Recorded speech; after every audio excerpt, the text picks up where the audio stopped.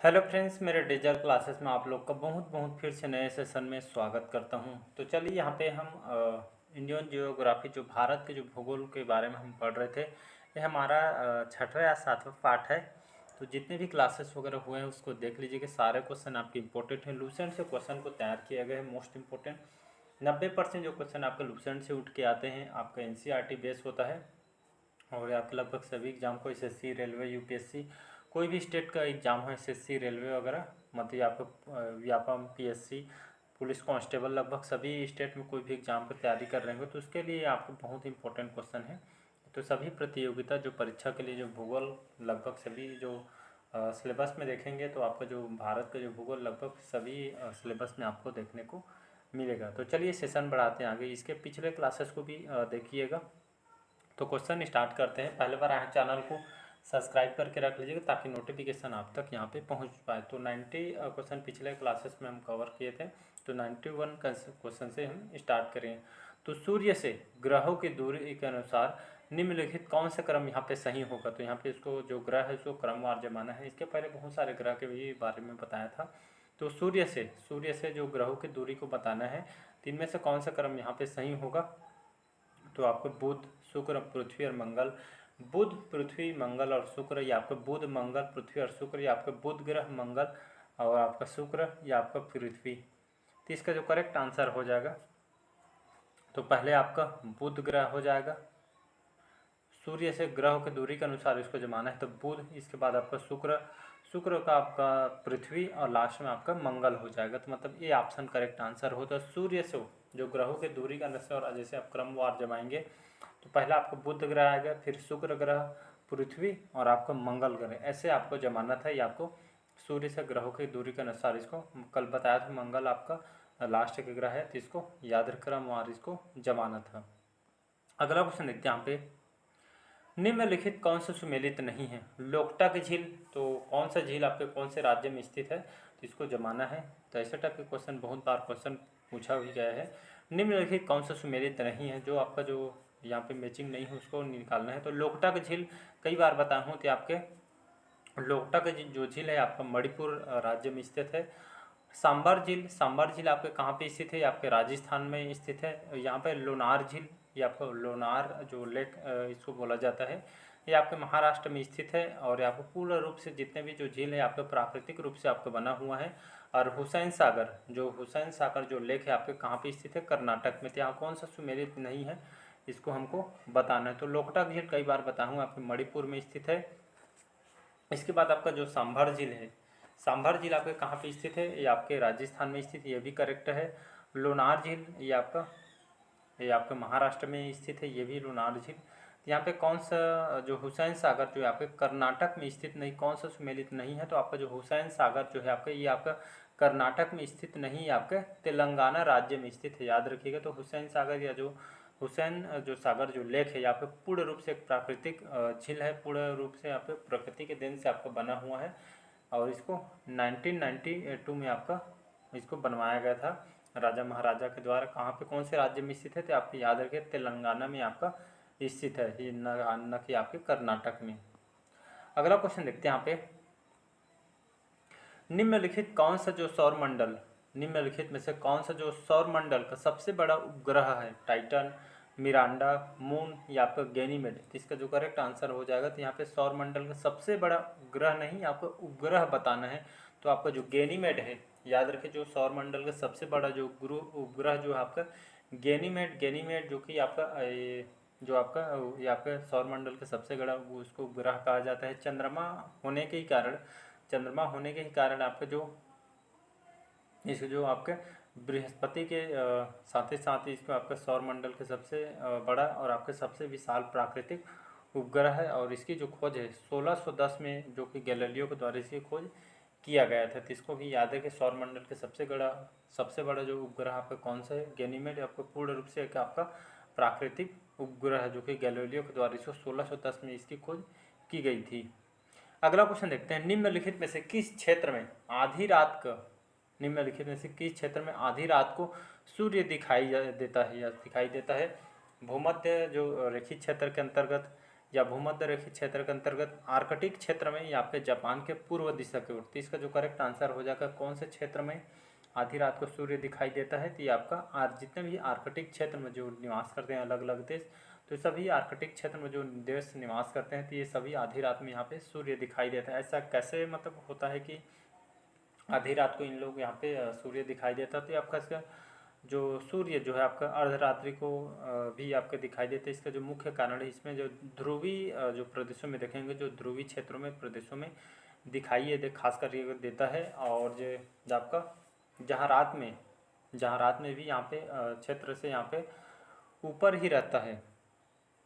कहने का मतलब ये आपका जो सूर्य अर्धरात्रि को उन ध्रुवीय प्रदेशों में दिखाई, जो ध्रुवीय जो प्रदेश में जो देश निवास करते हैं तो ध्रुवीय प्रदेशों में दिखाई देता है खास करके। और जहाँ रात में आपके ये क्षेत्र से आपके ऊपर ही रहता है, इसलिए यहाँ पे खास करके आपका सूर्य जो आधी रात को दिखाई देते हैं। अगर मैं देश की बात करूँ, जो नॉर्वे देश, याद रखिए जो नॉर्वे देश है एक अच्छा एग्जाम्पल है। नॉर्वे देश में आपका आधी रात को आपका यहाँ पे जो सूर्य यहाँ पे चमकता हुआ यहाँ पे दिखाई जाती है। तो कई बार एग्जाम में क्वेश्चन यहाँ पे नॉर्वे से एग्जाम्पल क्वेश्चन पूछो। नॉर्वे देश को यहाँ पे सूर्य का चमकता देश जिसको कहा जाता है, क्योंकि यहाँ पे आधी रात को यहाँ पे सूर्य दिखाई देता है। अगला क्वेश्चन देखते हैं यहाँ पे, कर्क रेखा भारत के निम्नलिखित किस राज्य से होकर नहीं गुजरती है। तो यहाँ पे कर्क रेखा भारत के किस राज्य से होकर नहीं गुजरती है, तो उड़ीसा, गुजरात, राजस्थान, पश्चिम बंगाल। तो यहाँ पे इसको कई बार आपके रेलवे में क्वेश्चन पूछा गया है, खास करके इसको एसएससी सीजीएल के पेपर में क्वेश्चन पूछा है। तो कर्क रेखा जो भारत के कौन से राज्य से होकर यहाँ पे नहीं गुजरती है। तो अगर मैं देखूँ कर्क रेखा जो आपके जो कैंसर ऑफ जो लाइन है आपके कौन कौन से देश से, 8 राज्य से होकर गुजरता है। 8 राज्य कौन कौन से, तो ये आपका पहला तो आपको गुजरात हो गया, गुजरात के बाद आपका राजस्थान, राजस्थान के बाद एमपी, जिसको एमपी बोल, मध्य प्रदेश, मध्य प्रदेश ये हमारा छत्तीसगढ़, छत्तीसगढ़ के बाद आपका झारखंड, झारखंड के बाद आपका वेस्ट बंगाल, इसको पश्चिम बंगाल बोला जाता है। इसके बाद आपका टी से आपका त्रिपुरा हो जाएगा और लास्ट में आपका मिजोरम। तो ये सभी 8 राज्य से होकर जो कि भारत के कर्क रेखा यहाँ से गुजरती है। तो यहाँ पे बोला गया कर्क रेखा यहाँ पे भारत के कौन से राज्य से होकर नहीं गुजरती है। तो आपका अभी तक हम उड़ीसा यहाँ से होकर नहीं गुजरते, कई बार एग्जाम में रिपीट किया जाता है, तो इसको एक बार रट लीजिएगा, बहुत इंपॉर्टेंट क्वेश्चन। इन राज्यों से होकर कर्क रेखा गुजरती है, बाकी जो उड़ीसा राज्य से होकर यहाँ पे नहीं गुजरती है कर्क रेखा। तो इसको याद रखिए, कैंसर जो लाइन है ये आपको कर्क रेखा उड़ीसा से होकर नहीं गुजरती है। अगला क्वेश्चन देखते हैं यहाँ पे, निम्नलिखित में से कौन सी नदी मुहाना नहीं बनाती है। नर्मदा, ताप्ती, मांडोवी या आपका महानदी। तो इसका जो करेक्ट आंसर हो जाएगा महानदी, इसका करेक्ट आंसर हो जाएगा। तो महानदी ही आपका जो ये आपका मुहाना नहीं बनाती है। महानदी से उद्गम कहाँ से होता है, उद्गम ये आपका छत्तीसगढ़ से इसका उद्गम होता है, धमतरी जिले के आसपास से, इसको याद रखिएगा। तो यहाँ से इसका उद्गम होता है। और ये आपका जो मुहाना ये आपका नहीं बनाती, मुहाना क्या है, तो ये आपका ऐसा एक जो आपका जो मुहाना एक ऐसा क्षेत्र होता है जहाँ पे आपका जो मीठे पानी के जो नदी और इसमें जो धारा आती है जो समुद्र से मिलते हैं, और महानदी आपका इसी चक्कर में आपका महानदी मुहाना नहीं बनाती है, क्योंकि ये आपका डेल्टा बनाती है। याद रख, महानदी आपका डेल्टा बनाती है, न कि मुहाना बनाती है, तो इसको याद रखिएगा। तो ये आपका ऐसा क्षेत्र है जहाँ पे आपका मीठे पानी के जो नदी या जो धारा समुद्र से मिलती है, इसलिए जो महानदी आपका डेल्टा बनाती है, न कि आपका मुहाना बनाती है। तो इसको याद रखिएगा। तो इसका उद्गम कहाँ से आपका होती है, तो आपके छत्तीसगढ़ से इसका उद्गम होता है, तो इसको याद रखिएगा। तो ये आपका डेल्टा बनाती है, न कि मुहाना बनाती है। अगला क्वेश्चन देखते हैं, टाइटन खालिस्तान का सबसे बड़ा उपग्रह है। तो टाइटन किसका सबसे बड़ा उपग्रह है जी, बृहस्पति का, शनि का, यूरेनस का या आपका नेपच्यून का। तो इसका जो करेक्ट आंसर हो जाएगा शनि, इसका करेक्ट आंसर हो जाएगा। इसके पहले जो क्वेश्चन बताया था आपके सीजीएल में क्वेश्चन पूछा गया था, तो याद रखिएगा। तो आपको जो महानदी आपका डेल्टा बनाती है, न कि मुहाना बनाती है, तो इसको याद रखिएगा। तो टाइटन ये आपका सबसे बड़ा उपग्रह किसका है, तो ये आपका शनि जो ग्रह है इसका सबसे बड़ा उपग्रह है, जो कि आपका प्राकृतिक रूप से आपका स्थित है, तो इसको याद रखिएगा। तो शनि ग्रह का जो उपग्रह आपका टाइटन है, ये आपका कितने नंबर का, ये आपका 6वें क्रम का आपका जो शनि ग्रह 6वें क्रम का ग्रह है, जिसी का उपग्रह है आपको इसको टाइटन बोला जाता है। किसका उपग्रह है, तो आपका शनि ग्रह का ये आपका उपग्रह है, जो कि सौर मंडल का दूसरा सबसे बड़ा आपका प्राकृतिक उपग्रह इसको कहा जाता है। अगला क्वेश्चन देखते हैं यहाँ पे, सौर मंडल में निम्नलिखित में दो ग्रहों में से कौन सा जो अन्य ग्रहों को विपरीत अपनी धुरी पर पूर्व से पश्चिम की ओर घूमता है? तो शुक्र और यूरेनस और अब नेपच्यून, शुक्र और नेपच्यून, यहाँ पे शनि और शुक्र। तो इसका जो करेक्ट आंसर हो जाएगा शुक्र और यूरेनस। शुक्र और आपका जो यूरेनस है इसको वेनस और आपका यूरेनस भी बोला जाता है। तो ये जो सौर मंडल में जो ये दो ग्रह है, जो कि अन्य ग्रह के जो विपरीत आपके मतलब आपके अन्य ग्रह के जो अपेक्षा है आपके पूर्व से पश्चिम की ओर आपके घूमते ये दो ग्रह, तो इसको याद रखिए शुक्र और यूरेनस, इसको याद रखिएगा। अगला क्वेश्चन देखते हैं यहाँ पे, पृथ्वी की सतह का जो कितना प्रतिशत भाग पानी से ढका हुआ है? 50%, 71%, 65%, 90%। तो इसका इस करेक्ट आंसर हो जाएगा 31% जो यहाँ पे पृथ्वी की जो सतह जो अगर देखेंगे तो 71% जो पानी से आपका ढका हुआ है, बाकी जो 29% है ये आपका स्थल से, जहाँ पे हम निवास स्थल से घिरा हो, जहाँ पे हम निवास करते हैं। तो एक इजी आंसर है, तो इसको याद रखिएगा। अगला क्वेश्चन देखिए, कर्क रेखा भारत के कितने राज्यों से होकर गुजरती है? अभी जस्ट बताया हूँ। तो कर्क रेखा भारत के कितने राज्यों से होकर गुजरती है? तो ये आपका 6, 7, 8 या 9। तो ये आपका 8 राज्य से होकर गुजरती है, इसको याद रखिएगा। बाकी कौन कौन सा राज्य इसको मैंने बताया था, जो इसमें उड़ीसा या आपके यहाँ से होकर नहीं गुजरती है, तो इसको एक बार रिवाइज कर लीजिएगा। अगला क्वेश्चन देखते हैं, निम्नलिखित में से कौन जो है विश्व के दूसरी सबसे ऊंची चोटी या ऊंची पर्वत चोटी है? गाडविन आस्टीन, कंचनजंगा, नंदा देवी या आपका नंगा पर्वत।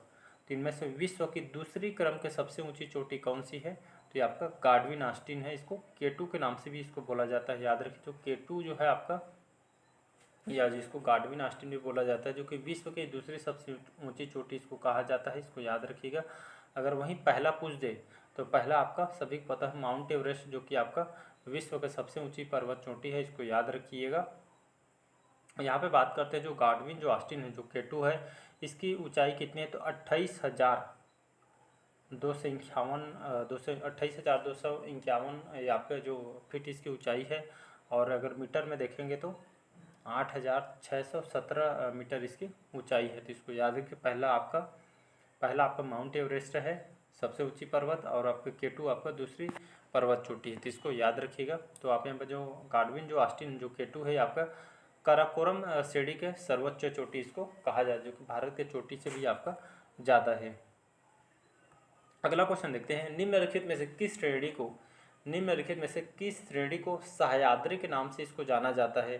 तो सतपुड़ा, पश्चिमी घाट, पूर्वी घाट या अरावली को। तो इसको पहले भी पढ़ा चुका हूँ, पश्चिमी घाट इसका करेक्ट आंसर हो जाएगा। तो पश्चिमी घाट को सह्याद्री के नाम से इसको जाना जाता है। पश्चिम घाट की बात करें तो आपके पश्चिम के तट पर स्थित होने के कारण ये आपके जिस पर्वत श्रृंखला को ये आपका सह्याद्री के नाम से इसको जाना जाता है, या इसको पश्चिम घाट के नाम से इसको जाना जाता है, याद रखिएगा। और इसकी 1600 किलोमीटर इसकी लंबाई है पश्चिमी घाट की। और ये आपके विश्व में देखेंगे तो विश्व में आपका 8वां स्थान का ये इसको दिया गया स्थान को, इस सह्याद्री को, पश्चिमी घाट को। और अगर देखेंगे तो जैविक विविधता के लिए इसको जानी जाती है, जो कि इसका होना अनिवार्य है, तो इसको याद रखें। तो ये आपके विश्व में 8वें स्थान पे इसको रखी गई है। 1600 मीटर इसकी किलोमीटर है, 1600 किलोमीटर इसकी लंबाई है, जो कि ये आपका गुजरात और महाराष्ट्र से ये आपका सीमा शुरू से आपकी स्टार्ट होगा, शुरू होकर आपके कन्याकुमारी तक ये आपका समाप्त हो जाती है। कन्याकुमारी इसका लास्ट छोर है, तो इसको याद रखिएगा। अगला क्वेश्चन देखते हैं, सूर्य और उसकी कक्षा में किसी ग्रह के बीच की न्यूनतम दूरी को खाली स्थान कहा जाता है? पेरिहेलियन, अपोजी या आपका पेरिगी। तो सूर्य और उसकी कक्षा में जो किसी ग्रह के जो बीच की न्यूनतम दूरी को क्या कहा जाता है? तो इसको पेरिहेलियन कहलाता है, याद रखिए पेरिहेलियन, जिसमें आपका सूर्य और जो उसकी जो कक्षा के किसी ग्रह के जो बीच की जो न्यूनतम दूरी को पेरिहेलियन बोला जाता है। इसी तरह आपका एक एपीहेलियन होता है। एपीहेलियन इस जो कि सूर्य और उसकी जो कक्षा के ग्रह के बीच को जो ये आपका जो ज़्यादा दूरी को यहाँ पे एपीहेलियम कहा जाता है। तो दोनों आपके एग्जाम में क्वेश्चन पूछा है, तो कम न्यूनतम दूरी को पेरीहेलियम, ज़्यादा दूरी को एपीहेलियम कहलाता है, तो इसको याद रखिएगा। अगला क्वेश्चन देखते हैं यहाँ पे, महाद्वीपीय बहाव, महाद्वीपीय में जो बहाव होती है इसका सिद्धांत का प्रतिपादन किसने दिया था?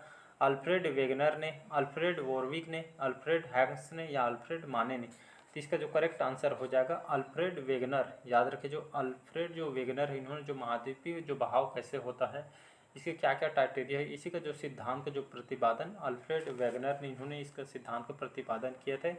कहाँ के रहने वाले हैं? तो आपके एक जर्मन के वैज्ञानिक हैं, जलवायु वैज्ञानिक है, साथ ही साथ उनको भूवैज्ञानिक भी कहा जाता है, मौसम से संबंधित वैज्ञानिक भी हैं। तो इनको इन्हीं का जो सिद्धांत है इन्होंने अल्फ्रेड वेगनर ने दिया था, जो कि जर्मन के वैज्ञानिक थे, तो इसको याद रखिएगा। अगला क्वेश्चन देखते हैं, लास्ट क्वेश्चन है हमारा, भूकंप की शक्ति को खालिस्तान स्केल नामक जो पैमाने का परिणाम के रूप में व्यक्त किया जाता है, या भूकंप की जो शक्ति को कैसे जो मापने वाला जो यंत्र इसको क्या कहा जाता है भी ऐसे समझ सकते हैं। तो आपका स्मिथ, हटन, केल्विन या आपका रिएक्टर, तो ये आपका डी ऑप्शन यहाँ पे करेक्ट आंसर हो जाएगा, रिएक्टर इससे करेक्ट आंसर। तो भूकंप की जो शक्ति को, इसकी जो तीव्रता को नापने वाले जो यंत्र को आपको यहाँ पे आर लिख दिया हूँ, रिएक्टर जो स्केल होता है इससे आपका नापा जाता है, तो इसको याद रखिए। तो रिएक्टर यहाँ पे करेक्ट आंसर हो जाएगा। केल्विन, कई बार केल्विन इसको कैसे निरूपित किया जाता है, केल्विन ये क्या होता है? तो आपका जो केल्विन होता है, केल्विन से आपका तापमान की आपका ऐसा इकाई है, तो इसको भी याद रखिएगा। तो चलिए आज का सेशन यहीं तक रखते हैं, मिलते हैं अगले पार्ट में। आज का सेशन यहीं तक रखते हैं। अच्छा लगे चैनल को लाइक से सब्सक्राइब कीजिएगा।